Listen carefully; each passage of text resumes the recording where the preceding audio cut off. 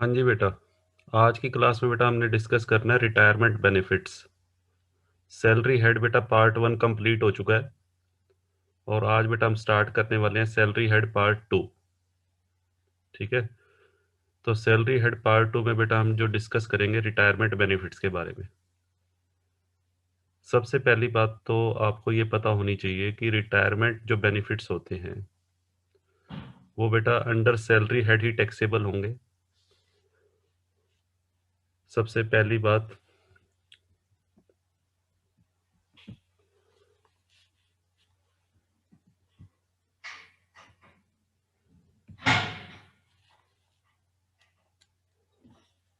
हाँ जी बेटा, रिटायरमेंट बेनिफिट्स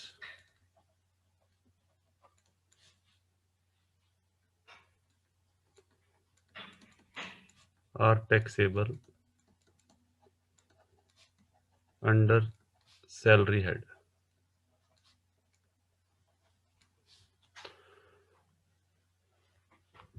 अभी बेटा जो मैं करवा रहा हूँ उस पर फोकस करो, मुझे पता है क्या क्या करवाना है। ठीक है, हाँ जी,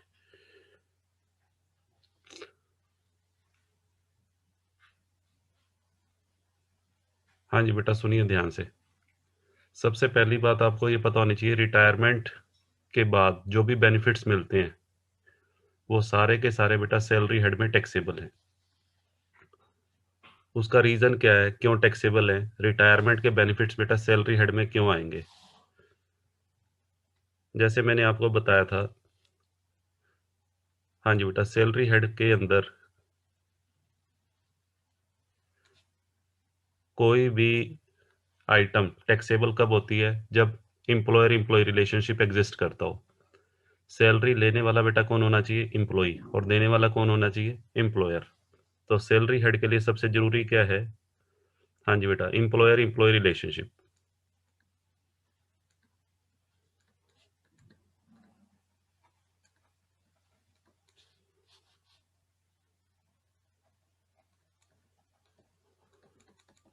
अब सपोज करो ये बेटा कोई एम्प्लॉय है, अगर मान लीजिए कोई एम्प्लॉय है जिसने 25 ईयर सर्विस की है।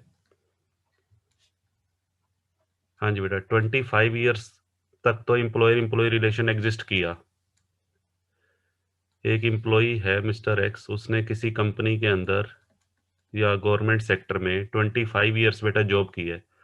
तो 25 ईयर्स उस कर्मचारी ने एम्प्लॉयर को अपनी सेवाएं दी है और उन सेवाओं के बदले में उसको सैलरी मिलती रही है। तो एम्प्लॉयर एम्प्लॉय रिलेशनशिप मुझे बताओ 25 ईयर तक एग्जिस्ट किया या नहीं किया? हाँ जी बेटा बताओ जरा चैट बॉक्स में, 25 ईयर्स तक क्या एम्प्लॉयर और एम्प्लॉय का रिलेशनशिप था या नहीं था? ठीक है जी। तो इन 25 सालों के दौरान, इन 25 सालों के दौरान जो भी कर्मचारी को प्राप्त हुआ वो तो सैलरी हेड में आएगा ही आएगा, वो तो श्योर है। अब क्वेश्चन अराइज ये होता है कि 25 ईयर्स के बाद, हाँ जी बेटा, जब उसकी रिटायरमेंट हुई, हाँ जी बेटा, 25 ईयर्स के बाद ये अब उसका रिटायरमेंट पीरियड चल रहा है। हाँ जी बेटा, रिटायरमेंट पीरियड में जो भी कर्मचारी को अपने एम्प्लॉयर से प्राप्त होगा, क्या वो सैलरी हेड में आएगा या नहीं आएगा? तो वो तो मैंने बेटा ऊपर लिखवा दिया कि रिटायरमेंट बेनिफिट्स सैलरी हेड में आएंगे। अब क्यों आएंगे, ध्यान से सुनना।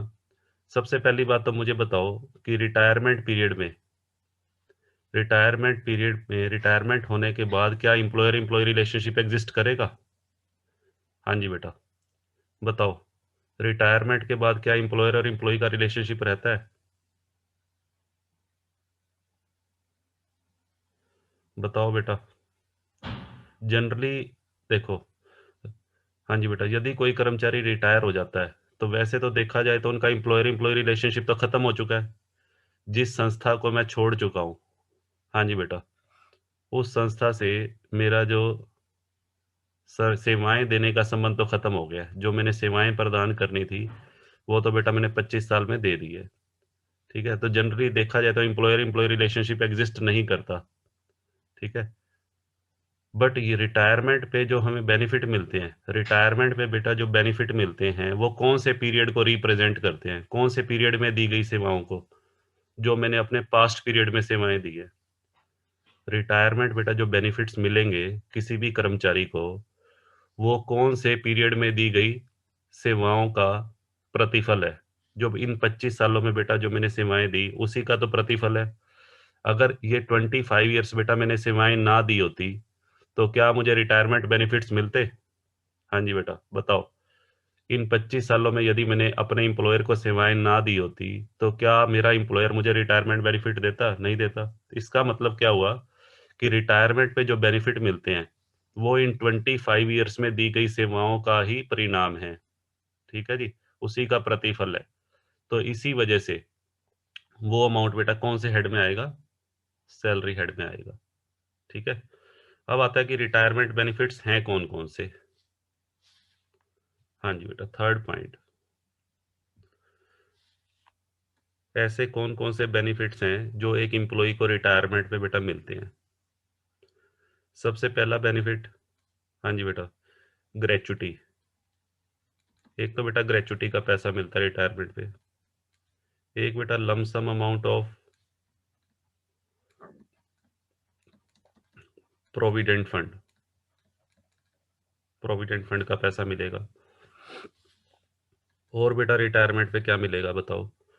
रिटायरमेंट पे मिलता है लीव सैलरी, लीव सैलरी का पैसा। लीव सैलरी क्या होता है वो आगे मैं बताऊंगा आपको। लीव सैलरी या इसको अर्नड लीव भी बोल देते हैं, अर्नड लीव का पैसा। हाँ जी बेटा, और क्या मिलता है जी? हाँ जी बिल्कुल सही कह रहे हो, पेंशन, एक पेंशन का अमाउंट मिलेगा। हाँ जी बेटा, एक पॉइंट बेटा हम ये भी करेंगे, कंपनसेशन ऑन वॉलेंट्री रिटायरमेंट। अपनी इच्छा से कोई रिटायरमेंट लेता है तो उसको कुछ स्पेसिफिक ऑर्गेनाइजेशंस के लिए है ये कंपनसेशन ऑन वॉलेंट्री रिटायर। और एक बेटा आएगा कंपनसेशन ऑन रिट्रेंचमेंट। ठीक है, इस चैप्टर के अंदर बेटा हमने ये 6 पॉइंट्स करने हैं,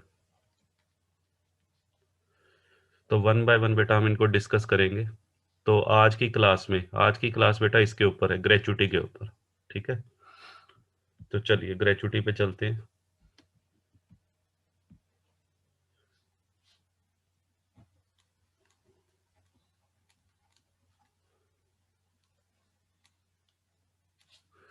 हाँ जी बेटा देखिए, ग्रेचुटी बेटा क्या होता है, ध्यान से सुनिएगा।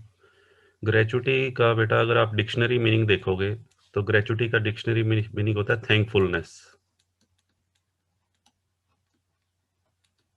हाँ जी बेटा, अब यहाँ पे ग्रेचुटी का क्या मतलब है? यहाँ पे सैलरी हेड में थैंकफुलनेस, किसका थैंकफुलनेस?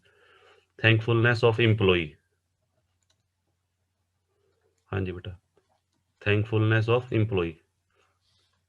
किस चीज का थैंक्स कर रहा है? थैंक्स बेटा कौन करेगा कर्मचारी का? एम्प्लॉयर। एम्प्लॉयर कर्मचारी का धन्यवाद कर रहा है। किस चीज के लिए धन्यवाद कर रहा है? फॉर, हाँ जी बेटा, for long and loyal service, for long and loyal service. Employer कहता है जी एम्प्लॉय को, आपने हमारी संस्था में इतने साल काम किया, 20 साल काम किया या 25 साल काम किया और पूरी वफादारी से काम किया, इसके लिए मैं आपका धन्यवाद करता हूँ। और वो धन्यवाद बेटा सिर्फ थैंक्स बोलना नहीं है, उसके लिए वो पैसे देगा। उसके लिए एम्प्लॉय को पैसा दिया जाता है, थैंक्स बोला जाता है और पैसा दिया जाता है। और वो पैसा किस चीज़ का है? ग्रेचुटी का। ठीक है जी।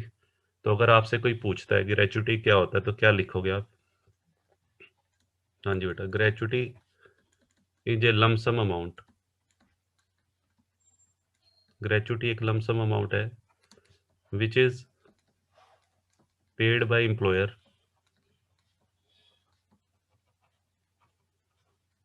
To his employees. हाँ जी बेटा, जो एक एम्प्लॉयर अपने एम्प्लॉयज को देता है इन एप्रिसिएशन ऑफ, एप्रिसिएशन होता है बेटा सेवाओं से खुश होकर, in appreciation of his long and loyal services.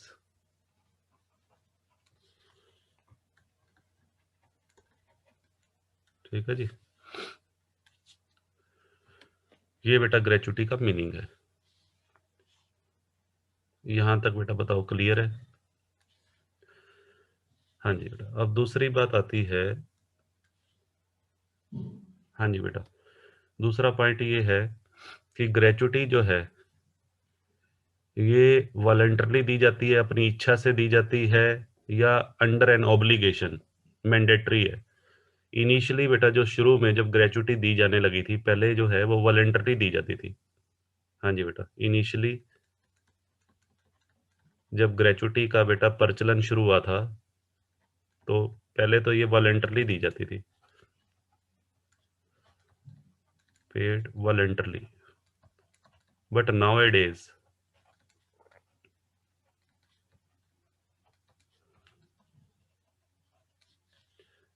It has become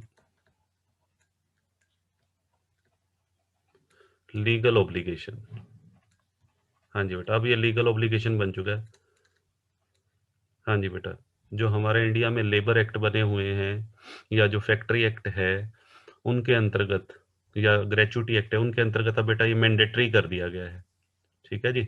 employees के लिए, इम्प्लॉइज के फेवर में जो एक्ट बने हुए हैं, अब उन एक्ट के नियमों के अनुसार ग्रेचुटी देना बेटा वॉलंटरली नहीं है, अब ऑब्लिगेटरी है। ऑब्लिगेटरी का मतलब अब कर्मचारी को ग्रेचुटी देनी ही देनी पड़ेगी।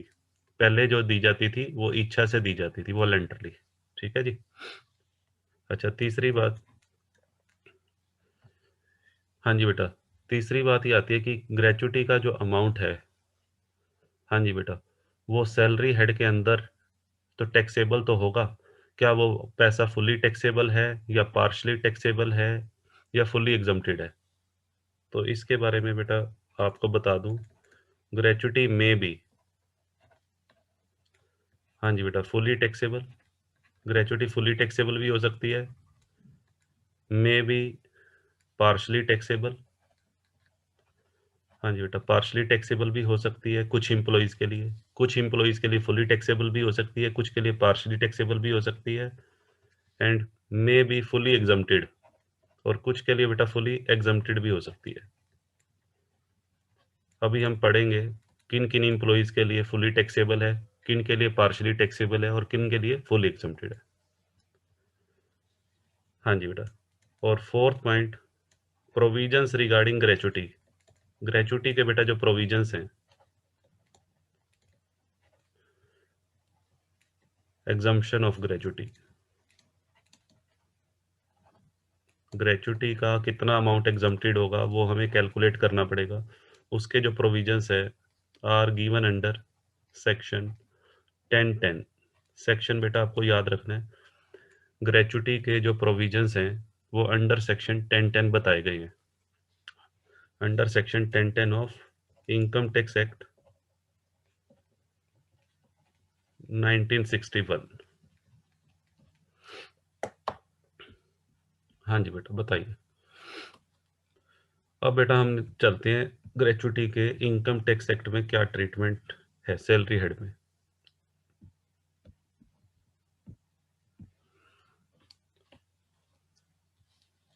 हाँ जी बेटा, देखिए,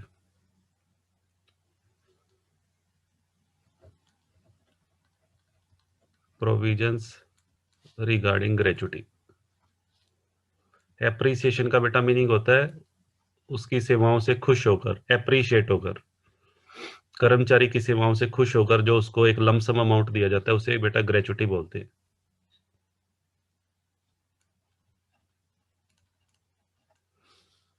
हाँ जी बेटा, देखिए,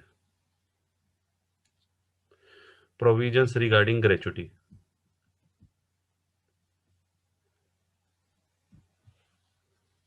हाँ जी बेटा, ग्रेचुटी का जो पैसा है, ध्यान से सुनिएगा।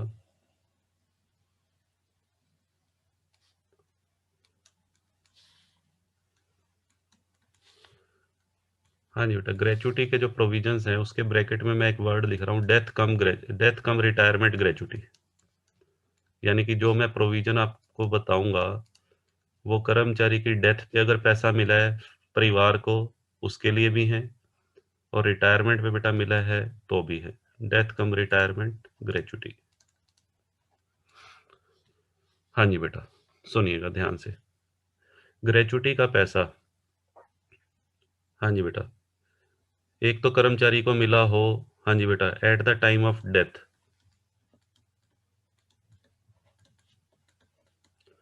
अगर किसी कर्मचारी की मृत्यु हो जाती है तो ये पैसा किसको मिलेगा बेटा? उसकी फैमिली को मिलेगा, उसका जो भी वैधानिक उत्तराधिकारी है उसको मिलेगा, ठीक है। या फिर ग्रेचुटी का पैसा बेटा कब मिलता है? At the time of retirement. या फिर बेटा ग्रेचुटी का पैसा मिलेगा ड्यूरिंग सर्विस। कुछ कर्मचारी अपने एम्प्लॉयर से ड्यूरिंग सर्विस ये पैसा मांग लेते हैं और उनका एम्प्लॉयर उन्हें वो पैसा दे भी देता है। मान लीजिए मेरे को कोई अर्जेंट पैसे की ज़रूरत है, मेरे घर पे कोई मैरिज है और मेरे को उस मैरिज के लिए पैसे की ज़रूरत है, तो मैंने अपने एम्प्लॉयर से रिक्वेस्ट की कि ग्रेचुटी का पैसा, मेरी रिटायरमेंट अभी नज़दीक ही है, तो मैंने अपने एम्प्लॉयर को बोला भी आपने जो पैसा ग्रेचुटी का मेरे को 2 साल के बाद देना है वो आज ही दे दो, और मेरे बॉस ने मेरी रिक्वेस्ट एक्सेप्ट कर ली और मुझे पैसा दे दिया। तो ड्यूरिंग सर्विस भी बेटा ये पैसा कुछ एम्प्लॉय ले लेते हैं। अब सुनिए ध्यान से, ड्यूरिंग सर्विस बेटा पैसा तो ले लेता है एम्प्लॉय, बट उसका नुकसान है। नुकसान ये है, सर्विस के दौरान अगर आप कोई कर्मचारी ये पैसा लेता है तो वो फुल्ली टैक्सेबल है। हाँ जी बेटा, फुल्ली टैक्सेबल होगा अंडर द हेड सैलरी। हाँ जी बेटा, और अगर किसी कर्मचारी को डेथ पे, उसकी फैमिली को अगर ये पैसा मिला है, अगर किसी कर्मचारी की डेथ हो जाती है और उसके वैधानिक उत्तराधिकारी को ग्रेचुटी का पैसा मिलता है, हाँ जी बेटा, तो वो बेटा टैक्सेबल तो है। हाँ जी बेटा, taxable partially, partially taxable under the head other sources.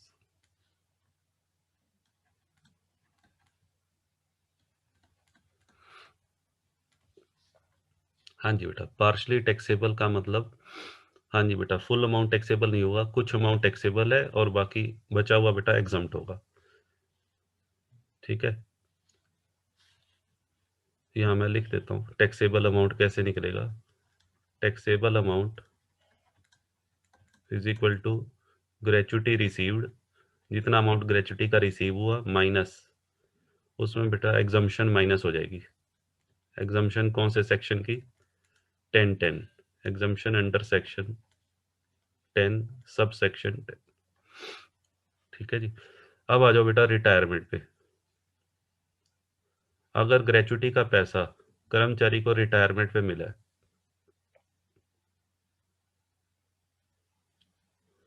हाँ जी बेटा,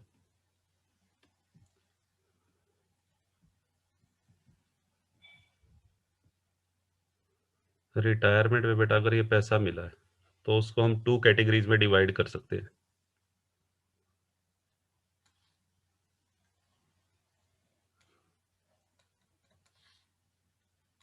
हाँ जी बेटा, गवर्नमेंट एम्प्लॉय और नॉन गवर्नमेंट एम्प्लॉय। अगर कर्मचारी को बेटा ये पैसा रिटायरमेंट में मिला है तो उसके गवर्नमेंट एम्प्लॉय के रूल अलग हैं और नॉन गवर्नमेंट के बेटा रूल अलग हैं।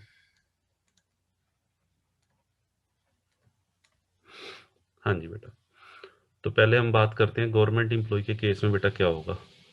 गवर्नमेंट एम्प्लॉय के केस में अगर रिटायरमेंट पे उसको ग्रेचुटी का पैसा मिला है तो बेटा फुल अमाउंट एग्जम्प्टेड है, कोई टैक्स नहीं देना पड़ता।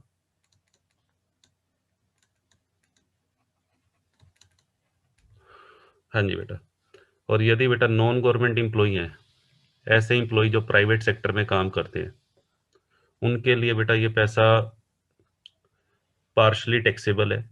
नॉन गवर्नमेंट एम्प्लॉय के लिए पार्शली टैक्सेबल, यानी कि यहाँ पे हमें सीखना पड़ेगा एग्जम्प्टेड अमाउंट कितना होगा। तो एग्जम्प्टेड अमाउंट के बेटा जो प्रोविजंस हैं, उनके लिए भी नॉन गवर्नमेंट एम्प्लॉय को फर्दर फर्दर 2 कैटेगरीज में डिवाइड किया गया है। हाँ जी बेटा, इसकी फर्दर 2 कैटेगरीज हैं नॉन गवर्नमेंट एम्प्लॉय की। एग्जाम पॉइंट ऑफ व्यू से बेटा मोस्ट इंपॉर्टेंट है। हाँ जी अश्विनी, मैं अभी बताऊंगा कौन कौन से एम्प्लॉय गवर्नमेंट में लेने हैं बेटा, वो मैं नोट में लिखवाऊंगा अभी, डोंट वरी। हाँ जी बेटा, अब आ जाइए नॉन गवर्नमेंट एम्प्लॉयज। हाँ जी बेटा, नॉन गवर्नमेंट जो एम्प्लॉयज़ हैं, सुनिए ध्यान से, नॉन गवर्नमेंट एम्प्लॉयज़ को भी आगे दो कैटेगरी में डिवाइड किया गया। Employees who are covered under POGA act. हाँ जी बेटा, ऐसे कर्मचारी जो पेमेंट ऑफ ग्रेचुटी एक्ट के अंडर आते हैं। ऐसा नॉन गवर्नमेंट एम्प्लॉय जो किसके अंडर आता है? Covered by POGA act.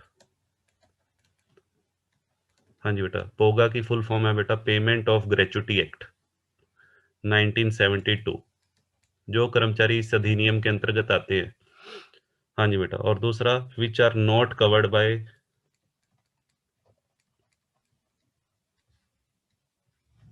पोगा act. हाँ जी बेटा, जो कर्मचारी बेटा पोगा एक्ट के अंडर आते हैं और जो कर्मचारी पेमेंट ऑफ ग्रेचुटी एक्ट 1972 के अंडर नहीं आते। अब ध्यान से सुनिएगा, पेमेंट ऑफ ग्रेचुटी एक्ट जो 1972 में बनाया गया था, उसके अंडर कौन से बेटा कर्मचारी आते हैं, कौन से ऑर्गेनाइजेशन आते हैं? ऐसे कौन से ऑर्गेनाइजेशन हैं जो पोगा एक्ट में आते हैं? ऐसी कोई भी फैक्ट्री, ऐसी कोई भी माइन, ऐसा कोई भी वर्क प्लेस। हाँ जी बेटा, जहां पर 10 से बेटा ज्यादा इंप्लॉई काम कर रहे हो, more than 10 employees in the preceding 12 months. जिस ईयर में आप काउंटिंग कर रहे हो, टैक्स की कैलकुलेशन कर रहे हो, उससे उस प्रीवियस ईयर में बेटा कम से कम 12 इंप्लॉई यदि उस संस्था में, सॉरी 10 से ज्यादा इंप्लॉई, मोर देन 10 इंप्लॉई अगर उस संस्था में काम कर रहे हैं, तो वो संस्था बेटा किस में आएगी? पेमेंट ऑफ ग्रेचुटी एक्ट के अंडर। यानी कि ये एक्ट उन संस्थाओं के ऊपर लागू होता है जहां 10 या 10 से ज्यादा कर्मचारी बेटा काम कर रहे हो। ठीक है जी, बट हमें उसकी ज्यादा जरूरत नहीं पड़ेगी। क्वेश्चन में बेटा लिखा होगा कि कौन सा कर्मचारी पोगा एक्ट में आता है और कौन सा कर्मचारी पेमेंट ऑफ ग्रेचुटी एक्ट के अंडर नहीं आता। ठीक है, तो उसके ऊपर बेटा हमने डीप में नहीं जाना उस इतना। अब आता है कि जो कर्मचारी पोगा एक्ट में आते हैं, हाँ जी बेटा, उनका टैक्सेबल अमाउंट कैसे निकलेगा? उनका बेटा टैक्सेबल अमाउंट निकालने के लिए आपको करना क्या है? Taxable amount is equal to gratuity received. हाँ जी बेटा, जितनी ग्रेचुटी रिसीव हुई माइनस, उसमें से बेटा क्या माइनस करना है? Exempted amount, exempted amount under section 10(10)(2), 10(10)(10) subsection 10 और उसका भी सबसेक्शन है 2। और not covered by POGA act में बेटा gratuity received minus exempted amount. और एग्जम्प्टेड अमाउंट कौन से सेक्शन के अंडर निकलेगा? Under section 10(10) subsection 3। लो जी, और ये बेटा जो मैंने गवर्नमेंट इंप्लॉय के केस में लिखवाया फुल अमाउंट एग्जम्प्टेड, इसका बेटा सेक्शन है 10(10)(1).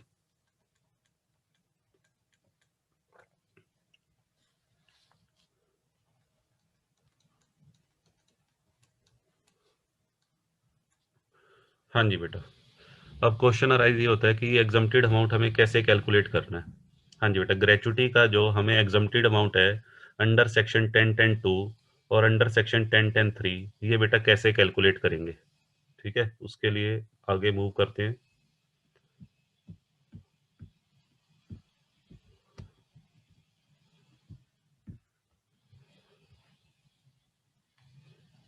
हाँ जी बेटा, देखिए calculation of exempted amount of gratuity. हाँ जी बेटा, ग्रेचुटी का एग्जम्प्टेड अमाउंट बेटा कैसे निकालना है? तो पहले मैं ले रहा हूँ under section 10(10)(1, under section 10(10)(2, sorry 10(10)(1 में तो बेटा फुली एग्जम्प्टेड है गवर्नमेंट एम्प्लॉयज के लिए, तो 10(10)(2 की बात करेंगे। अंडर सेक्शन 10(10)(2 का मतलब ऐसे कर्मचारी जिनके ऊपर पेमेंट ऑफ ग्रेचुटी एक्ट लागू होता है, covered by payment of gratuity act 1972। ठीक है बेटा, देखिए हाँ जी बेटा, इसमें कैसे करना है आपको, least of the following amount. मैं बेटा 3 पॉइंट बताऊंगा आपको, 3 में से जो सबसे कम होगा, least of the following amounts will be exempted. हाँ जी बेटा, देखिए सबसे पहला पॉइंट है, हाँ जी बेटा, एक्चुअल अमाउंट रिसीव्ड। हाँ जी बेटा, actual amount received. Second number पे है बेटा मैक्सिमम लिमिट। मैक्सिमम लिमिट कह लो या स्टैट्यूटरी लिमिट भी बोल देते हैं इसको।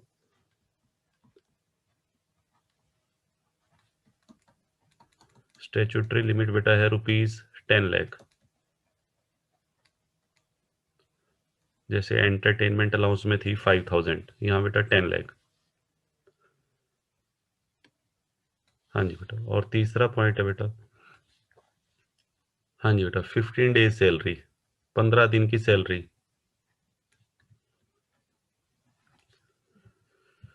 हाँ जी बेटा, multiplied by length of service. Length of service, length of service का मतलब कर्मचारी ने कितने साल अपनी सेवाएं दी। हाँ जी बेटा, आप ध्यान से सुनिएगा, जो 15 दिन की सैलरी है, हाँ जी बेटा 15 दिन की सैलरी कैसे निकालनी है, इसको आप इस पॉइंट को ऐसे भी लिख सकते हो, 15 डेज सैलरी। इसको बेटा ऐसे निकालेंगे, 15/26 into multiplied by last salary drawn. Last salary drawn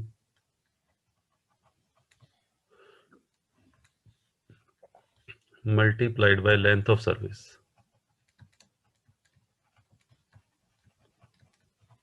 हाँ जी बेटा,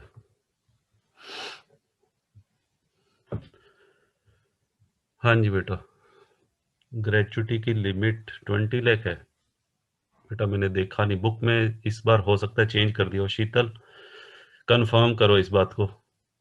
हाँ जी बेटा, शीतल जी कंफर्म करो, 20 लाख ही है, श्योर है? लिख दो बेटा। चलो, मैंने देखा नहीं बेटा, मेरे पास बुक नहीं है, तो मैंने देखा नहीं है, मैंने लास्ट ईयर वाली ही सोच ली। चलो जी, 20 लाख, ठीक है। हाँ जी बेटा, actual amount received, statutory limit होगी बेटा ₹20 लाख। उसके बाद है 15 days salary, 15/26 into last salary drawn into length of service. ठीक है जी, अब ध्यान से सुनिए। हाँ जी बेटा, यहाँ पे जो लास्ट सैलरी ड्रॉन है, लास्ट सैलरी ड्रॉन का मतलब क्या है? लास्ट सैलरी ड्रॉन का मतलब बेटा, जो जिस महीने में कर्मचारी रिटायर हुआ है, हाँ जी बेटा, जिस महीने में कर्मचारी की रिटायरमेंट हुई है, उससे पहले जो भी महीना उसने लास्ट कंप्लीट किया है, उस महीने की सैलरी लेनी है। जैसे सपोज कीजिए, कोई कर्मचारी, बेटा मान लेते हैं 1 नवंबर को रिटायर हुआ है, 1 नवंबर को रिटायर हुआ है, तो लास्ट कंप्लीट मंथ कौन सा होगा बताओ? लास्ट कंप्लीट मंथ उसने किया अक्टूबर। अगर किसी कर्मचारी की रिटायरमेंट 1 दिसंबर को हुई है, 1 दिसंबर को हुई है, तो बेटा लास्ट कंप्लीट मंथ उसका कौन सा बना? नवंबर। अगर किसी कर्मचारी की रिटायरमेंट सपोज करो 12 दिसंबर को हुई है, तो लास्ट कंप्लीट मंथ बेटा नवंबर लेंगे। ठीक है जी, हाँ जी बेटा, तो ये ध्यान रखना है, लास्ट कंप्लीट मंथ लेना है, पार्ट ऑफ द मंथ नहीं लेना। ठीक है जी, तो लास्ट सैलरी ड्रॉन का मतलब ये है। और लेंथ ऑफ सर्विस, हाँ जी बेटा, अब नीचे मैं कुछ नोट लिखवा रहा हूँ। हाँ जी बेटा, नोट में आपको क्या क्या लिखना है, एक तो बेटा सैलरी, सैलरी में क्या क्या लेंगे? सैलरी में बेटा लेंगे बेसिक पे प्लस डीए। सैलरी में बेटा एक तो आएगा बेसिक पे, एक बेटा आएगा डीए। डीए कैसा भी हो, डीए बेटा कैसा भी हो, चाहे वो डियरनेस अलाउंस हो या डियरनेस पे हो, कोई फर्क नहीं पड़ता। दूसरी बात, हाँ जी बेटा, डीए मैं लिख देता हूँ, कैसा भी हो। चलो जी, हाँ जी बेटा, उसके बाद आ जाओ length of service. Length of service कह लो या पीरियड ऑफ सर्विस। हाँ जी बेटा, लेंथ ऑफ सर्विस निकालते हुए एक बात ध्यान रखनी है। हाँ जी बेटा, पीरियड एक्सीडिंग, पीरियड एक्सीडिंग हाँ जी बेटा, period exceeding 6 months will be treated as full year. हाँ जी बेटा, period exceeding 6 month will be treated as full year, इसका बेटा क्या मतलब है सुनो। मान लीजिए किसी एम्प्लॉय ने, हाँ जी बेटा, एक एम्प्लॉय है जिसने अपनी सेवाएं, हाँ जी बेटा, 25 ईयर्स, 25 ईयर और 6 month बेटा उसने अपनी सेवाएं दी हैं। और एक कर्मचारी ऐसा है जिसने 25 साल और 8 महीने अपनी सेवाएं दी हैं। और एक बेटा ये है 25 ईयर्स एंड 4 months उसने अपनी सेवाएं दी हैं। तो यहाँ पे आपने जो लेंथ ऑफ सर्विस बेटा लेनी है, सुनो, लेंथ ऑफ सर्विस कैसे कैलकुलेट करेंगे। लेंथ ऑफ सर्विस के लिए आपने ये देखना है 6 महीने से अधिक की अवधि को फुल ईयर मान लेना। यहाँ पे बेटा ध्यान से देखिए, 25 ईयर एंड 8 months को 26 ईयर्स माना जाएगा। 25 ईयर एंड 6 months अगर पूरे 6 महीने हैं तो 25 ईयर ही लेना है। और 25 ईयर एंड 4 months है, हाँ जी बेटा, 25 ईयर एंड 4 months है तो 25 ईयर्स ही लेंगे। ठीक है जी। तो 6 महीने, अगर 6 महीने से ज़्यादा पीरियड हो उसको बेटा 26 में कन्वर्ट करना। अगर पूरे 6 महीने हैं तो भी उसको 25 ही रखेंगे। ठीक है, ये 25 बेटा मैंने एग्जांपल लिया, ये कुछ भी हो सकता है, 25 की जगह 20 भी हो सकता है, 18 ईयर्स भी हो सकता है। ठीक है, चलो, ये बेटा सेकंड नोट है। तो ये बेटा ध्यान रखना है, सैलरी में बेसिक पे प्लस डी है, कमीशन ऑन सेल बेटा नहीं आएगा। शिखा, कमीशन बेटा नहीं लेना, सिर्फ दो ही चीजें लेनी है, बेसिक पे प्लस डी है। ठीक है बेटा।